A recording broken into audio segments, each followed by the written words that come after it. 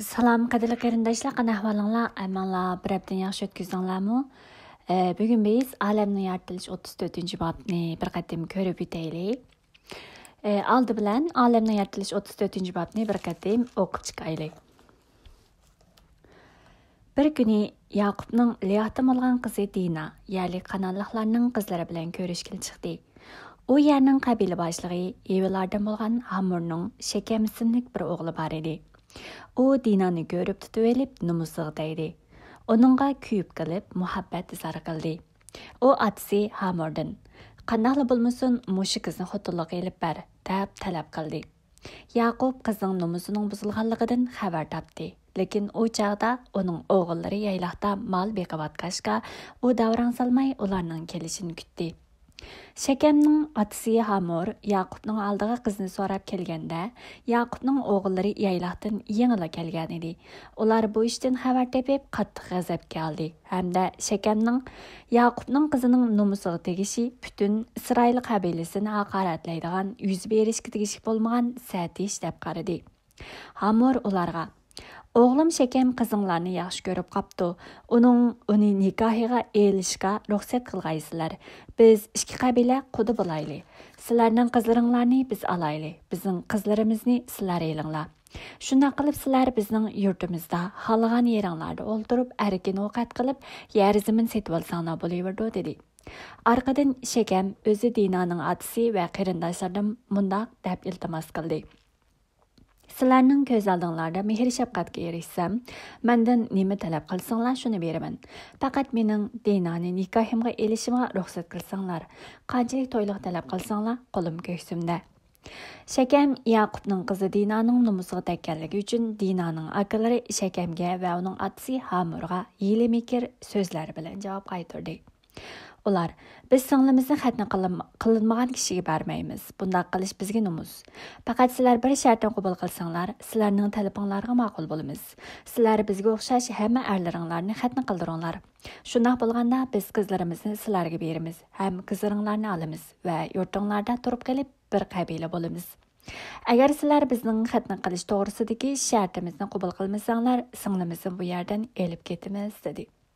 Ularning bu so'zlari Hamur va uning o'g'li Shekemning quloqiga yoqdi. Shekem Yaqubning qiziga kuyib qolgan bo'lg'achqa xatni qildirishga aldirdi.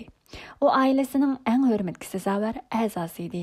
Shuning bilan Hamur va Shekem shahar darvozasi oldidagi kishilar yig'iladigan joyga berib, yurt ahliga: "Bu kishilar inoq odamlar ekan. Ular bu yerda turib savdo-sotiq ishlari bilan shug'ullansa bo'lg'idek. Bu yurt keng, ular sig'ib ketadi. Biz ularning qizlarini olsak, ular bizning qizlarimizni olsa bo'ladi. Lekin bu kishilar bizga o'zgartgan bo'lmaydigan bir shartni qo'yib oldi. Ya'ni bizning erlarimiz ularning erlariga o'xshash xatni qildirilishi kerak ekan. Agar biz bu shartni qabul qilsak, ular biz bilan birga yashab bir qabila bo'ladi ekan. Biz ularni bu yerda turg'izib qolish uchun bu shartga ma'qul bo'laylik. Shunday qilganda ularning mollari va butun taloqatlari bizning bo'lmamdi", dedi. Hamur bilan Shekemning taklifini shahar darvozasi oldida yig'ilgan butun xaloyiq quvvatladi. Buning bilan shahardagi erlarning hammasi xatni qildirdi. 3 kundan keyin u yerdagi erlar xatni qildirib, texi saqaymaganda Yaqubning ikki o'g'li, ya'ni Dinaning o'z akalari Shimon bilan Lavi qo'liga qilich olib, to'salg'usizla shaharga kirib, shahardagi butun erlarni qirib tashladi. Hatto Hamur bilan o'g'li Shekemni o'ldiribdi. Andin ular Shekemning uyidan Dinani olib chiqdi.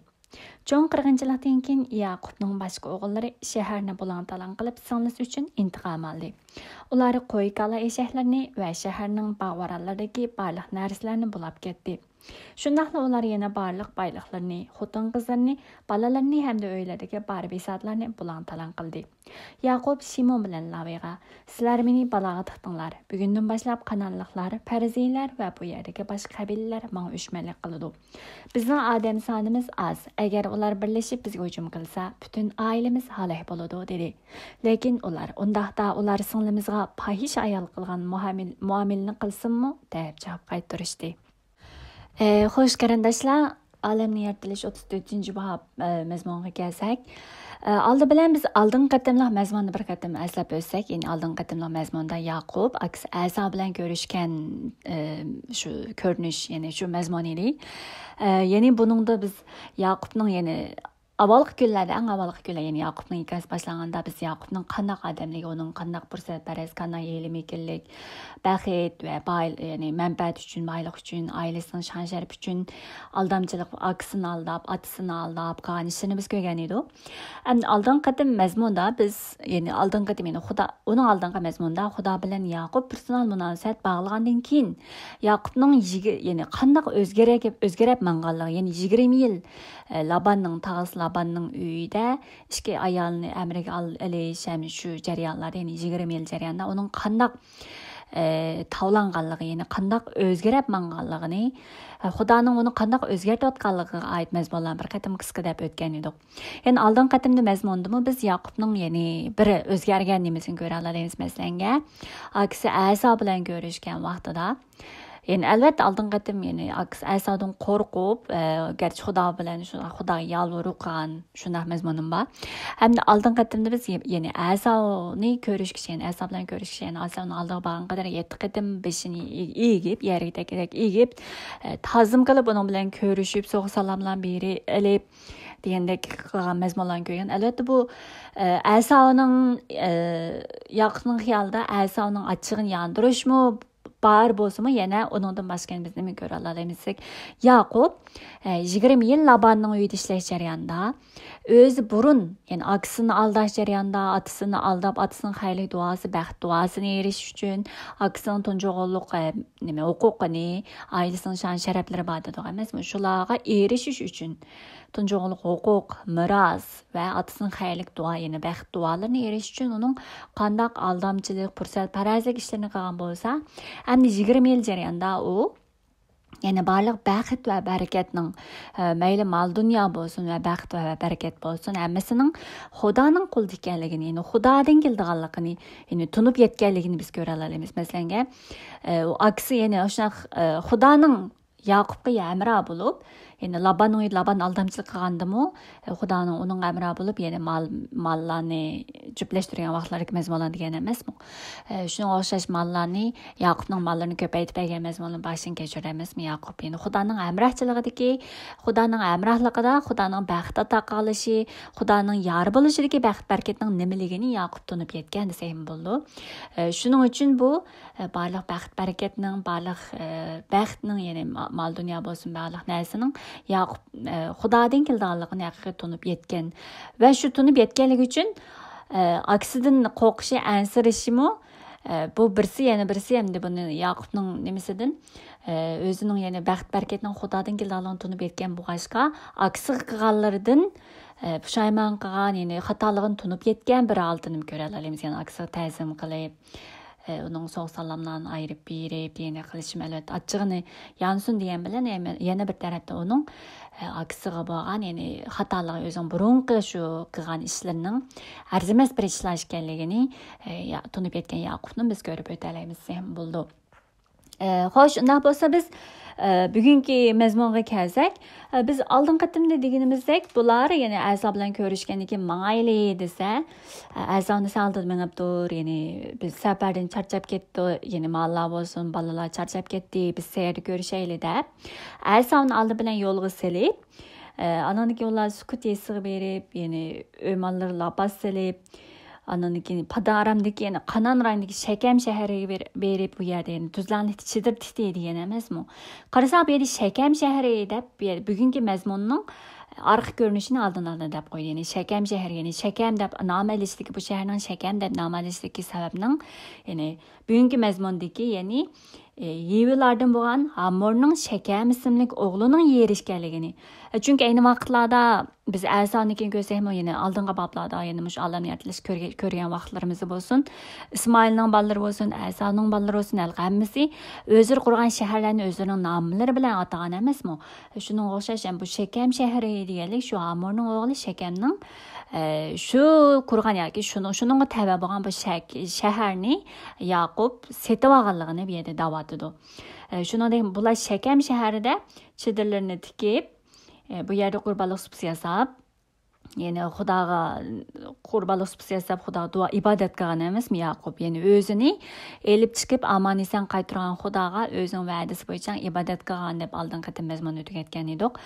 Shunga o'xshash bular mana shu Shakam shahrida turayotgan mazmundagi, shu Shakam shahrida turayotgan vaqtda yuz bergan yana bir voqea bo'lsa, nima voqea desa, bugungi mazmunimizdagi Dinaning nomusining buzilishi, ya'ni shu Shakamning, ya'ni shu bular turayotgan Shakam shahrining egisi bo'lgan Shakamning kelib Yaqubning qizi Dinaga ko'zi tushib, Dina shu yerda qanotli qizlar bilan ko'rishga chiqqan vaqtida shu Shakam uning yani Dinani ko'rib tutib elib, uning numusiga tekkan voqea.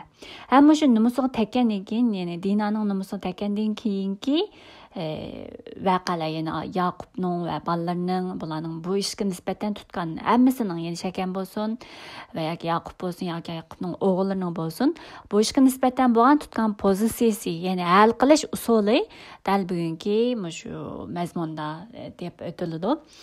Shuning uchun bugungi mazmun yana ko'p emas. Buningda faqat hamda Dinaning, ya'ni har bir shu voqelikniki nimasini ayirib abzaslarga ayirib bir qatim ko'rib chiqsak bo'ldi. Bu ham deganga o'xshash, hamda Dina biz bilamiz Yaqubning faqat birdan bir qizi, ya'ni cho'ng ayoli Liyahdan tug'ilgan birdan bir qizi Yaqubning. Bu shundaq hamda bu qizimi bu yerda qanotliqlarning qizlari bilan ko'rishib chiqqan vaqtida bayam deganga o'xshash shu shaharning egisining, ya'ni Shakam bo'lsa,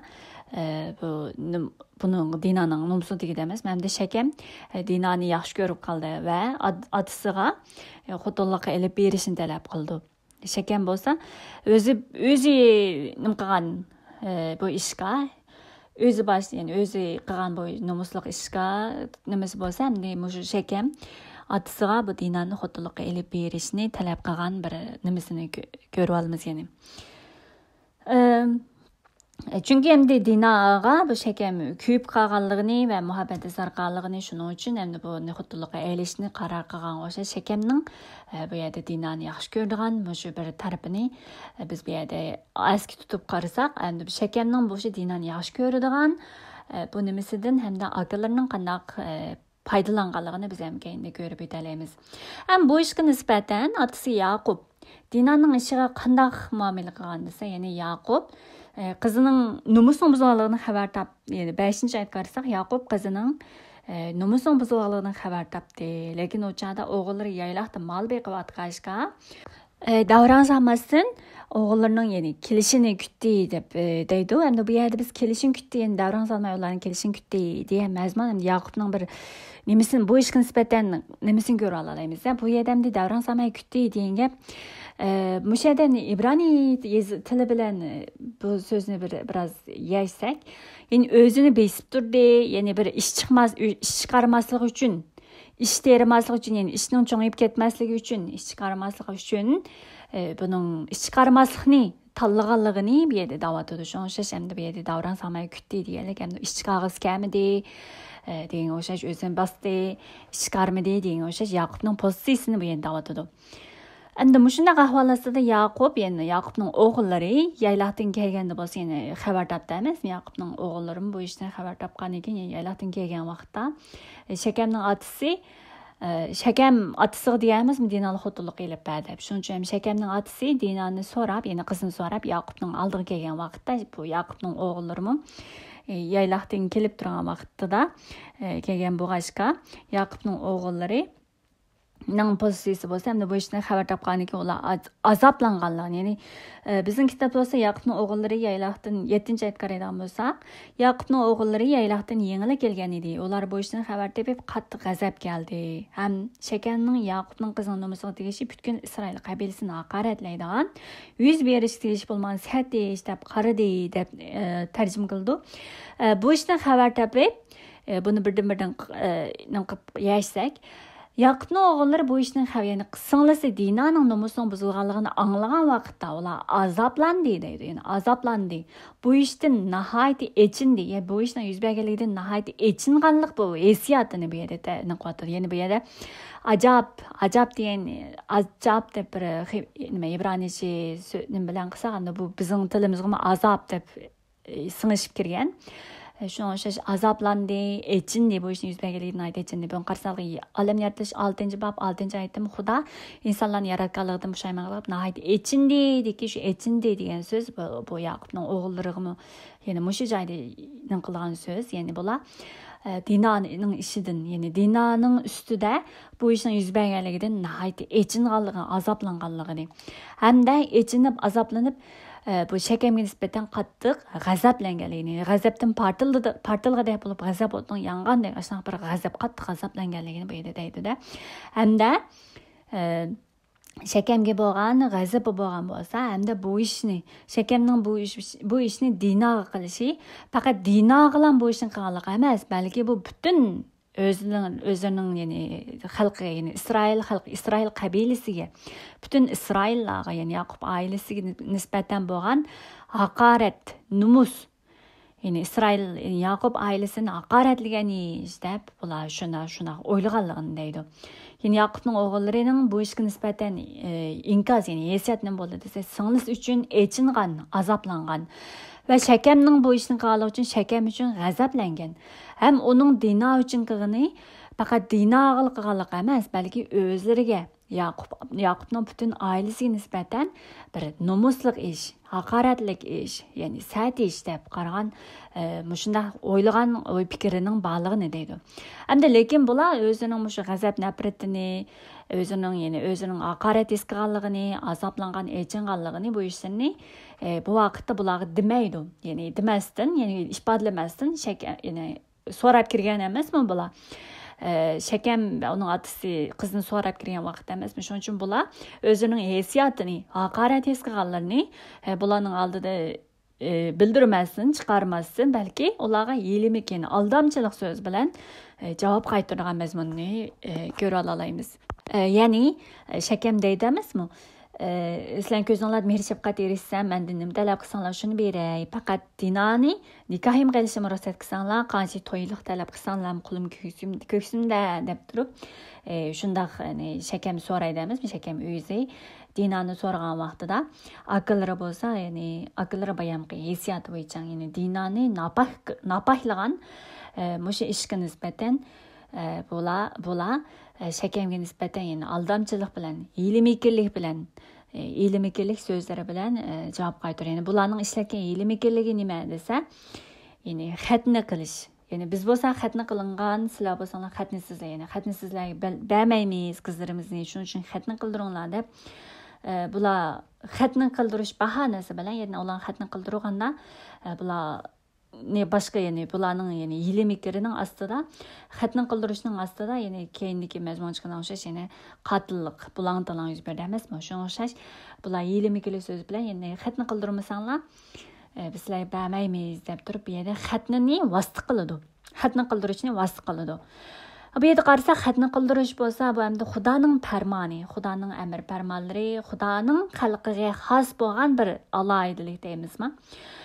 Shuna o'xshash endi bular Xudoning amr farmonlarini, Xudoning so'zini o'zining niyat maqsadlariga yetish uchun bular vasita qilgan, ya'ni qo'llangan. Oldin qatim qarasak, biz Yaqubmi o'zimi alqi atasini oldigan vaqtida sog' so'raydi emas, voy balam nimanda tez kelding desa, Xudoyingiz menga yordam qilib ishimni o'ng qildi deb o'shna xalqi Xudoning nomini setib turib atasini oldigan emasmi? Shunga o'xshash endi bu bolalarmi xatni vasita qilib turib, Xudoning oldida, Xudoning bergan so'zi, Xudoning bergan amri, Xudoning ularga bergan, ularga xos bo'lgan alohidlik belgilarini, Xudoning xalqi xos ekanligini belgilaydigan mushu belgi xatni emasmi? Mushu xatni vasita qilib turib, bular boshqa millat bo'lgan, ya'ni ular o'zlari hozir Shekemda o'ltirib turamish atrofidagi mushu xalqqa, ya'ni Shekem va Shekemning xalqlariga bo'lsa, xatni vasita qilib turib, aldab turib, ya'ni hiyla-mikirlik qilib turib, o'zining niyat maqsad, ya'ni mushu numus esqigan mushu ishni, Dinoni ishini bartaraf qilish uchun vasita qilganligini ko'ra olamiz.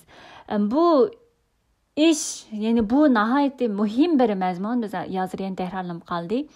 Bizmi har vaqt o'zimizning gap so'zlarimizda, qilgan ishlarimizda nihoyatda diqqat qilib farq etishimizga to'g'ri keldi. Masalan, biz Her vaqt biz yani Xudoning xalqi, Xudoning tanlab olganlari.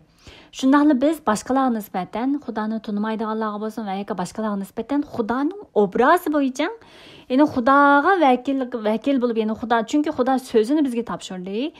Xudo o'zining so'zlarini, amr farmonlarini bizga topshirdi. Biz shu so'zlarni, Xudoning amr farmonlarini itoat qilish orqali, Xudoning so'zi, amr farmonlarini hayotimizda yashab chiqarish orqali buning haqiqat ekanligini biz butun olamdagi atrofimizga xalqlarga buning nur ekanligini, haqiqat ekanligini ko'rsatib bergan guvohchining sifatida biz yashayotgan Xudoning xalqini, Xudoning tanlab olganlari.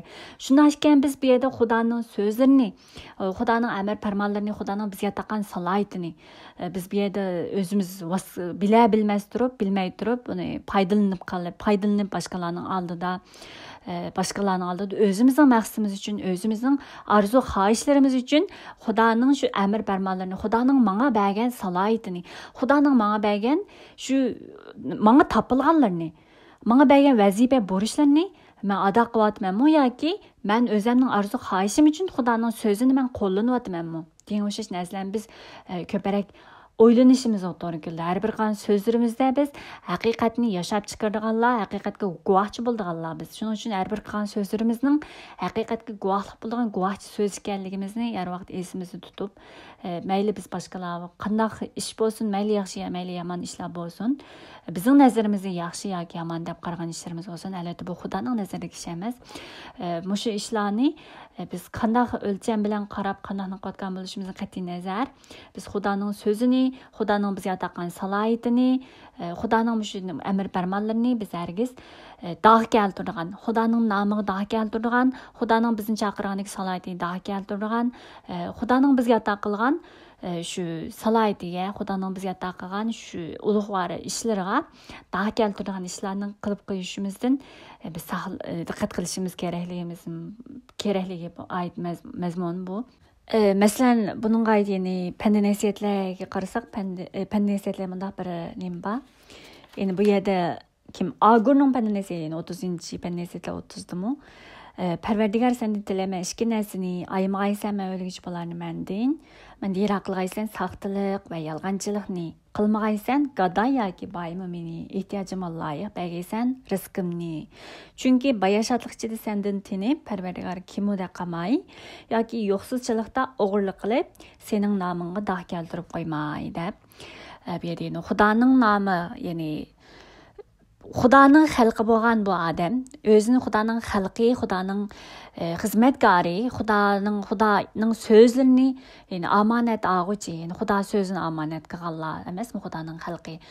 Bular o'zining hayot yashash jarayonlarida Xudoning omonati orqali, Xudoning so'zlari, Xudoning xalqi bo'lish, mushu salohiyati, mushlar orqali Xudoning nomini dog' keltirgan ishlarni qilib qo'ymaslikdan saqlash uchun men qilgan duosini ko'ra olamiz. Masalan, yana elchi Pavlusmi Filipliklarga yozgan xatida u deydi, Ayso Masihga yuz kelmaydigan ishlarni qilib, xijolatchilikda qolmaslikni intizorlik bilan umid qilman deb turib, o'zining hayot yashash jarayonida hayotining Ayso Masih uchun ekanligini, barcha hayotining Ayso Masihni xursand qilish uchun ekanligini deb turib, shuna qanday yashay, mayli qanday o'lay, botirlik bilan Rabbni ulug'lashni men xohlayman. Lekin mening hayotimdagi barliq ishlarim jarayonlarida Rabbni xijil qilib, ya'ni Rabbning nomiga dog' keltirgan ishlarni qilib qo'yishdan qilib qo'ymaslik, Rabbning nomiga xijolat keltirgan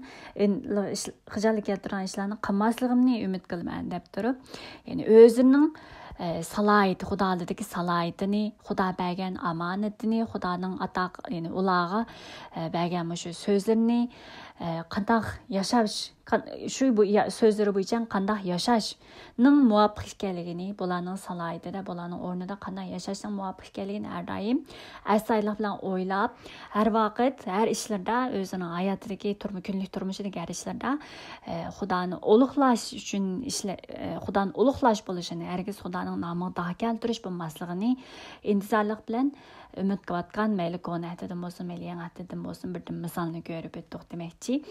Ya'ni shundaq bizning kunlik turmushimizda bizning qilgan so'zlarimiz, qilgan har bir ishlarimiz, har bir qilayotgan ishlarimiz bo'lsin, bularni biz cho'nqur o'ylab, ularni anqirishimizga to'g'ri keldi, cho'nqur tushunishimizga to'g'ri keldi, Xudoning so'zi bilan cho'nqur tushunishimizga to'g'ri keldi. Biz o'zimizni e'tiqodchi degan ekanmiz, bizga Xudoning so'zining omonat ekanligini, Xudoning haqiqatining bizning ustimizda namoyon bo'lish uchun Xudo bizni o'ziga chaqirgan ekanligini, ya'ni mushu Xudoning oldidagi mushu salohiyatimizni biz har vaqt saqlab turib, Xudoning so'zini, Xudoni ulug'lashga, o'zimizning borlig'imizni mayli ish o'rnimizda, mayli kundalik turmushlarimizda, mayli balki kishilik munosabatlarimizda, ijtimoiy turmushlarimizda bo'lsin, har bir sohalarda, har bir sohalarimizda bo'lsin, Xudoni ulug'lash uchun ishlatishimizni, Xudoni ulug'lash uchun mushlarni qilishimizni to'g'ri, ya'ni yaxshi o'ylanishimiz kerakligini biz bir qatam o'shada ko'rib o'talaymiz. Endi shuningga o'xshash bular yelimi-kelik so'zlar bilan, ya'ni xatni bahona qilib turib, ya'ni bular xatni o'ylab turib, xatni qildirishni vosita qilib turib, endi bu Shakam va oilasidagilarga xatni qilinglar, biz xatni qilmaganlarga qizimizni bermaymiz. Xatni qilsanglar biz sizlar turmiz. Bu yerda turib qolib sizlar bilan birlikni qilamiz, lekin xatni qilmasanglar biz qilsanglarimizni akitimiz, bu yerni akitimiz degan emasmi? Böyle tursanglar bir qabila deb turmaymiz deb turib. Asli bularning nimasimi bu yer emas, endi bularning o'ltiraqlishidan joyi, bular qonunizm, ya'ni Xudoning bergan joyiga borish kerak emasmi? Shuning uchun ham demakchi, bular xatni vosita qilib turib, bular ilmi-kelik so'z bilan Shakam va uning oilasini, hatto bu oilasi butun qabilalarni, ya'ni shahar darvozasida o'ltirib, butun qabilalar kishilarga, ya'ni kishilar yig'ilgan joyda o'tirib, butun qabila, ya'ni shu joydagi, shu yurtdagi barliq kishilarga deydi emasmi? Bular inoq odamlar ekan, bular bu yerda qilib qolsa, ular bu yerda tursa, ularning mollari va ta'lluqotlari bizga o'tmamdi deb turib, bularningmi ya'ni yomon niyati bu yerda bor albatta. Shunday bo'lsa-mu, endi bular ya'ni Yaqubning o'g'illari bu ishga nisbatan ana shu xatni vosita qilib turib, Shakam va Shakam oilasi hamda hatto butun shu shahardagi barliq odamlarni xatni vosita qilib, o'zining shu vosita, ya'ni bu ishni, dinoning nomusi buzilganligi, shu nopaylik uchirgan bu ishni hal qilishda shu xatni vosita qilib turib, butun xalqni shu xatning vositasi bilan qanday qilganligini bu yerda ko'rib olaymiz. Ya'ni shunday qilib, endi bu yerdagi erlar, ya'ni bu Shakam bilan Amurning taklifini shahar darvozasida yig'ilgan butun xaloyiq quvvatlagan deb deydi emasmi? Shuning uchun ular xatni qilib 3 kundan keyin, endi xatni qilib 3 kundan keyin saqaymagan vaqtida, ya'ni erlar saqaymagan, ya'ni urush qilolmaydan, o'rnida o'tirolmaydan shunaqa holatda, shunaqa ahvol ostida, ya'ni Shimon bilan, ya'ni Dinoning o'z akalari echingan emas, bular echinib g'azablangan emasmi? Shunga bu Dinoning o'z akalari, ya'ni Shimon bilan Lavi quliga qilich olib shaharga kirib, butun erlarni qirib tashlab, shunaqa Shakamni o'ldirib, Amurni o'ldirib, ular Shakamning uyidan Dinoni olib chiqqanlar voqeasi bu yerda yuz berdi. Ham shundalar cho'ng qirg'inchilikdan keyin Yaqubning boshqa akalari, ya'ni Lavi bilan Shimonning boshqalari bo'lsa, shaharni bulang-talang qilib singlisi uchun, ya'ni singlisining shu nomusiga tekkan shu ishning oqibatini, ya'ni shu nomussizlar chiqqan bu Shakam va oilasidagilar bo'lgan qayturma nimasining hal qilish usulining mushunaq ekanligini bu yerda da'vatidi.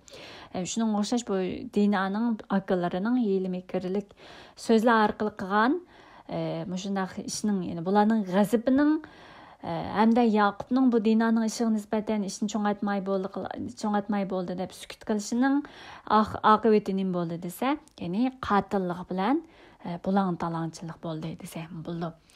Asli bu Dinoning voqeasiga nisbatan Yaqub, ya'ni bir oilaning bir hisobda bu Isroil deb ataldi. Bu Isroil qabilasining boshlig'i, yetakchisi bo'lgan, ya'ni bir Yaqub oilasining otasi, bularning barliq nimasi bo'lgan Yaqub bu ishga, ya'ni Dinoning ishiga o'zi bir qo'lliq bu ishni bir taraf qilib, bir qo'lliq buni haqqonilarcha, ya'ni qanday qilsa durustlarcha buni hal qilganlik bo'ladi deb turib, shuni o'ylab turib, bu ishni, ya'ni Dinoning nomusi degan ishnimi o'zi bu ishni cho'ngayta olmaydi deb o'zini qochirmagan bo'lsa, sukut qilmagan bo'lsa, hamda bu Yaqubning o'g'illarimi balkim bunchalik cho'ng, ya'ni qotillikni, qon to'kilishni va bulang-talang qilishni bunchalik keltirib chiqarmagan bo'lishi mumkin.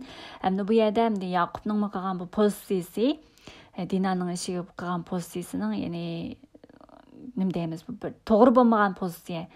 Mas'uliyatsizlik bilan qilgan, qizig'i bo'lgan, qizning ishiga bo'lgan mas'uliyatsizlarcha qilgan Yaqubning pozitsiyasi bu o'g'illarining shunday g'azab o'tini ulg'aytib, yana shunday ishlarning yuz berishiga ham yo'l qo'ygan bir ish deb qarasak bo'ldi. Ham bu masalan dinoning ishi desak, masalan qonun shariga qaraydigan bo'lsak, qonun sharihida bu yerda va'dalashmagan qizni, ya'ni 22-boblarga qaraydigan bo'lsak, shu joyda qizlarga bosqinchilik qilgan ahvolga nisbatan qanot betaraf qilishga shu qonun bermanlar bor. Masalan, boshqa birisining ayoliga bosqinchilik qilgan bo'lsa va yoki boshqalar bilan çay içkizib qo'ygan, ya'ni va'dalashgan bir qizlarga bosqinchilik qilgan bo'lsa yoki va'dalashmagan bir qizlarga bosqinchilik qilgan bo'lsa, ular qanday bir taraf qilishgan qattiq bir tadbirlar bor.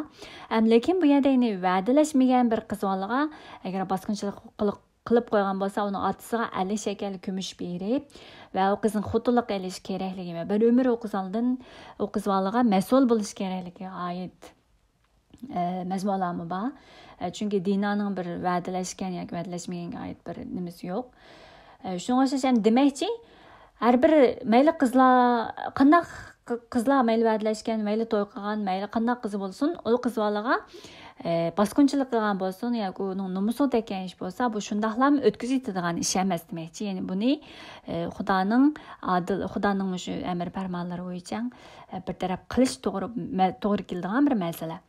Lekin Yaqub buningdan o'zini bosh tortgan bir mas'uliyatsiz bo'lgan bir nimasi bu bugungi mazmunda chiqdi. Hamda Yaqub yedimdi o'g'illarining qilgan bu ishlarni anglagandan keyin Yaqub bo'lsa, sizlar meni baloga tiqdinglar, bugundan boshlab qanonliqlar, farziylar va bu yerdagi boshqa qabilalar menga o'chmanlik qildi. Bizning odam sonimiz oz, ular bilishib bizga hujum qilsa, butun oilamiz halok bo'ldi deb bu ishga bayan abim aldıdı degan o'xshash Yaqub ishning cho'ngib ketishidan ansirab o'zini bosib olgan, ya'ni sukut qilib o'tagandagi sababining bu yerda borligini biz ham ko'ra olamiz. Masalan, bu ish cho'ngib ketsa, Yaqub deydi emasmi, qanonliqlar, farziylar va boshqa qabilalarning o'chmanlik qilib bizga hujum qilib bizni halok qilyapmamdi deb shularning hujumidan va ularning halok qilishidan ansirab Yaqubning bu ishga azroq sukut qilgan, ya'ni azroq davrang solmay o'zini besib turib, ishni cho'ngaytmay turib, o'zini besib olganligini, ya'ni bu ishga sal qaraganligi mazmunning sababi bo'lsa, o'zining, ya'ni bu qabilalarning birlashib o'ziga hujum qilishidan va o'zining oilasini halok qilishidan shunda ham demakchi, bu Shakam va Shakam oilasi va yoki bu Shakamlarning yurtidagi qabilalar bo'lsin,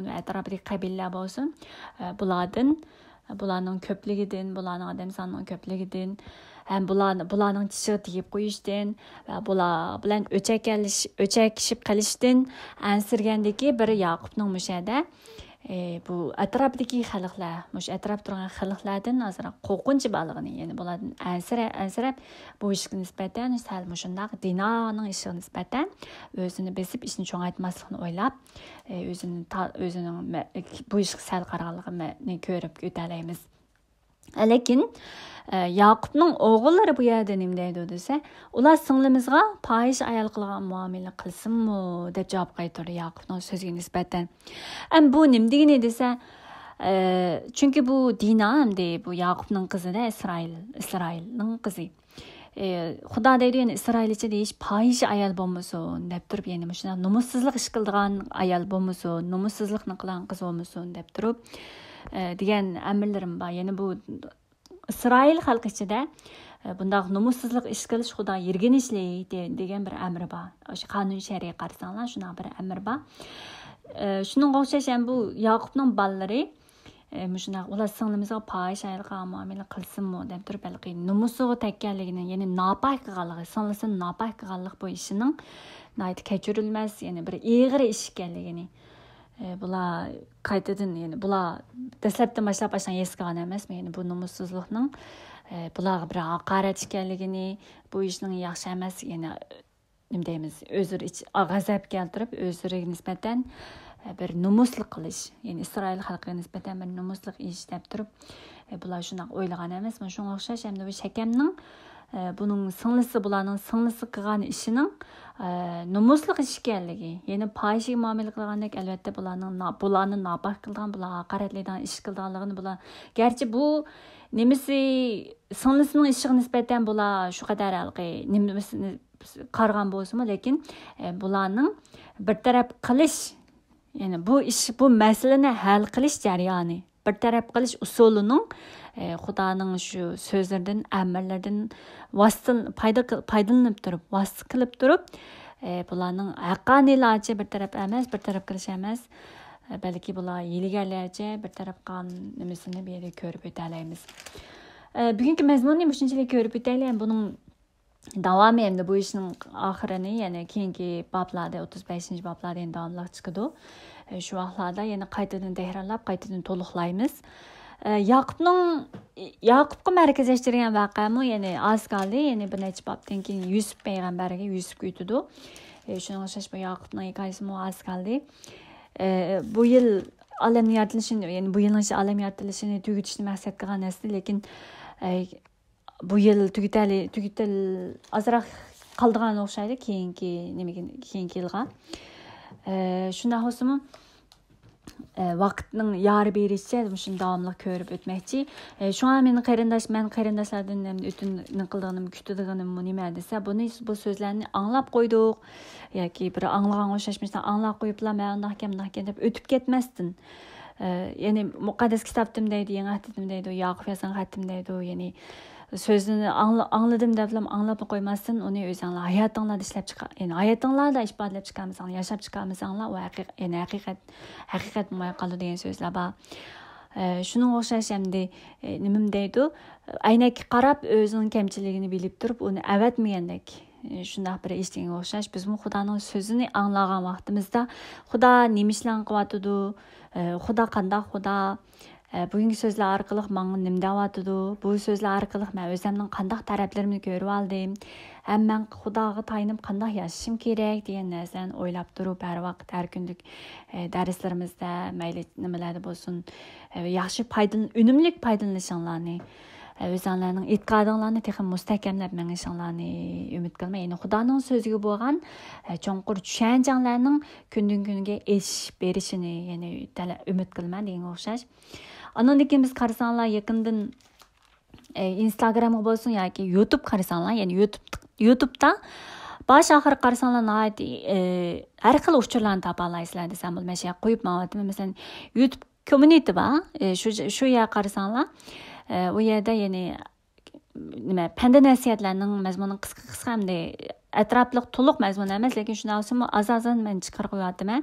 Har kuni azozdan bir ishga qurusim chiqarib qo'yapman. Ulardan foydalangaysizlar, kundalik o'zinglarning Xudoning so'ziga bo'lgan nima o'rganishinglarga ishlatishinglarni unum foydalanishinglarni umid qilman. Andan keyin bu ya'ni madihiya naqshlari ham madihiya musiqalarini bilmadim, sizlar qanday qilsizlar men bilmadim. Men o'zim bo'lsam shaxsan har kun aytgan o'rnimdan turgan vaqtimda shu ya'ni madihiya orqali, ya'ni madihiya aytish orqali, madihiya muzikasini qo'yish orqali, muzikani ustida o'zim bildigan madihiya naqshlar shular aytish orqali bir kunni boshlab, bir kun madihiya orqali Xudoni madihlash orqali boshlagan bir kun bo'lsa, nihoyatda kuch-quvvatga to'lgan, nihoyatda nima deymiz, jo'shqin bir kun boshlandi. Ham bu madihalarni o'qish jarayonida mayli nashliq tayyorlash bo'lsin, izchil anglab turib, madiha aytib turib, nashliq tayyorlab qilish jarayonlari bo'lsin bu. Chunki duoni biz o'tirib muqimriyat o'tiriblam duo qilishlam duo emas-ku. Biz mingib turib duo qila olamiz. Har ahvolda, har joyda biz paranglasha olamiz, Xudo bilan duo qila olamiz. Shuning o'xshash. Shuning uchun men ya'ni madiha musiqalardan meni bevosita 20 minutlik nima qilib qo'ydim. Ulardan yaxshi unumli foydalanishinglarni umid qilman.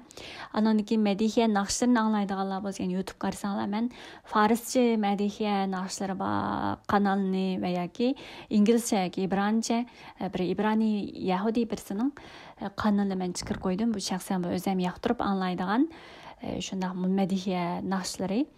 Bu farislarning bo'lsa bizga yaqinligi bor bir millat hamda e'tiqodi jihatlardan bo'lsin, ayollar jihatlardan biroz bizga yordam bo'ldigan Bu so'zlarmi bizning so'zlarga o'xshab qolgan bo'lishga men shu parischa nimani anglasam go'yo uyg'urlar bilan birga ibodat qilayotgandek shundoq bir tuyg'u ichida parischa madaniy naqshlarni ko'proq anglayman desam bo'ldi. Endi buni sizlarga foydalansin deb xabar qilay dedim.